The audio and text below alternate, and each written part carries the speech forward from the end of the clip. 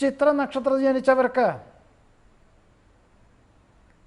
ജീവിത പങ്കാളിയുടെ നിർദ്ദേശം സ്വീകരിച്ച് ചെയ്യുന്ന കാര്യങ്ങളെല്ലാം അന്തിമമായി അനുകൂലമായി തീരുന്നത് വഴി ആശ്വാസവും സമാധാനവും ഉണ്ടായിത്തീരും.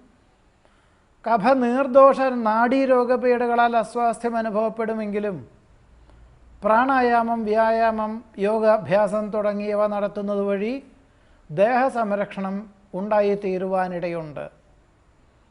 പുത്രപൗത്രാദികളുടെ സംരക്ഷണം സമാധാനത്തിന് വഴിയൊരുക്കും. വ്യാപാരത്തിൽ മാറ്റങ്ങൾ വരുത്തുവാനായി നിർദ്ദേശം തേടുവാനിടയുണ്ട്. ദേഹജമായിട്ടുള്ള അസുഖങ്ങൾക്ക് ഒരുപക്ഷെ ആയുർവേദ ചികിത്സ തുടങ്ങി വയ്ക്കുവാൻ അവസരം ഉണ്ടാകും. നിരവധി കാര്യങ്ങൾ ഏറ്റെടുക്കുന്നതിനാൽ ചിലതൊക്കെ വിട്ടുപോകുവാനിടവരും.